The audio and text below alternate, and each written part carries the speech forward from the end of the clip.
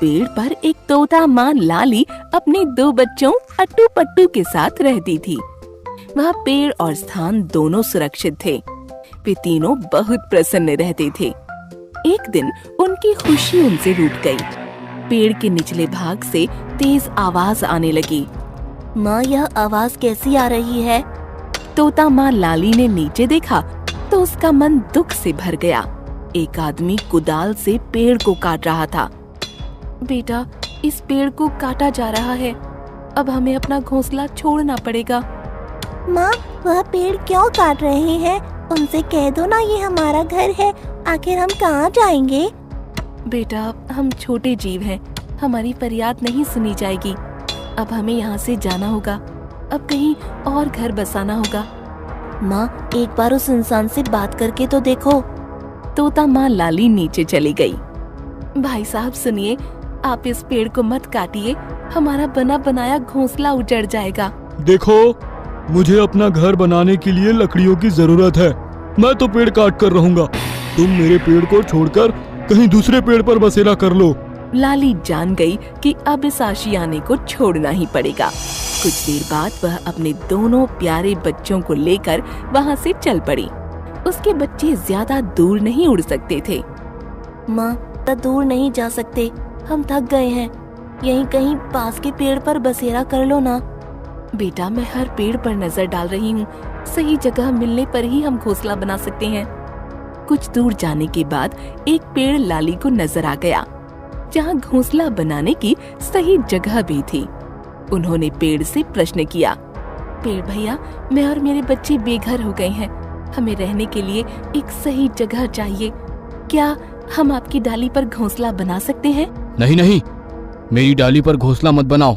आगे बढ़ जाओ, वो छोटा पेड़ दिख रहा है, वहाँ तुम्हारा काम बन सकता है। पेड़ की बात से लाली को दुख हुआ, लेकिन वह मजबूर थी।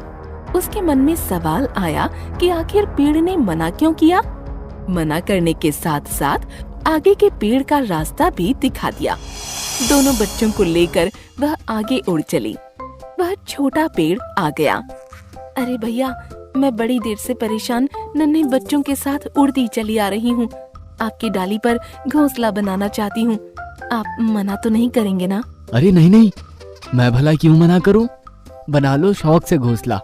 छोटे प्यारे प्यारे बच्चों की मीठी आवाज सुनने को मिलेगी। मेरा भी मन बहलता रहेगा। हाँ, मीठे फल खाने हो तो उस बड़े पेड़ से लाना होगा। धन्यवाद भैया, अब हम आपकी शरण में आ गए हैं।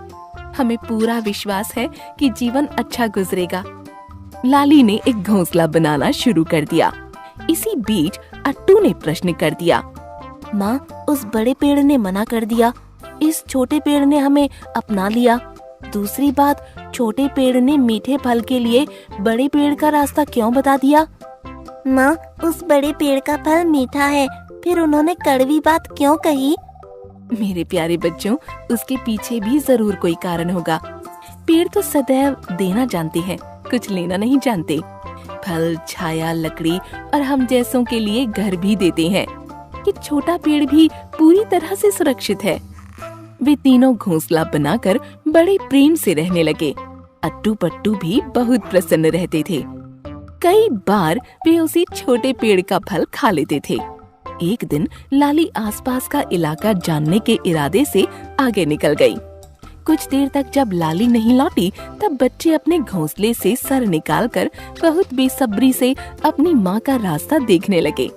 कुछ देर बाद लाली मुंह में एक फल लेकर आ गई। बच्चे फल खाने लगे।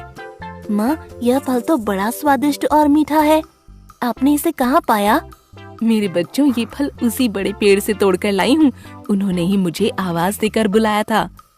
अजीब पेड़ है, आसरा देता नहीं, फल खिलाता है। एक दिन लाली उड़कर उसी बड़े पेड़ के पास से जा रही थी। पेड़ ने उसे बुला लिया। अरे लाली, आज ज्यादा फल लेकर आओ। अपने घोंसले में संभाल कर रख देना, काम आएंगे। लाली ने 2-3 चक्कर लगाकर कुछ फल अपने बच्चों के पास घोंसले में रख दिए। पेड़ ने कारण कुछ नहीं बताया और लाली ने भी पूछना उचित नहीं समझा। लाली अपने बच्चों के साथ घोंसले में बैठकर फल खा रही थी। इसी बीच तेज तूफान के साथ बरसात शुरू हो गई। बादल फल जोर जोर से गरजने लगे। लाली, अरे ओ लाली, अपने बच्चों के साथ संभल कर रहना, मौसम का मिजाज अच्छा नहीं दिख रहा है। हाँ भैया, बड़ी सावधानी से रहना है। लाली ने अपने दोनों बच्चों को अपने पास कर लिया था। इतने में बड़े जोर की आवाज आई। उन लोगों ने देखा वह बड़ा पेड़ उखड़कर जमीन पर गिर पड़ा था। ओह, नेक बड़े पेड़ को तूफान ने गिरा दिया। अब पंछियों को मीठा फल खाने को नहीं मिलेगा। बरसात और तूफान दोनों रुक गए थे। लाली उड़कर बड़े पेड़ के पास पहुंच गई। लाली, तुम आ गई। मुझे खेद है, अब मैं तुम लोगों का साथ नहीं निभा पाऊंगा, सबको मीठे फल नहीं खिला पाऊंगा। आज मैं तुम्हें ये बात बताना चाहता हूँ कि उस दिन मैंने तुम्हें शरण देने से क्यों मना किया।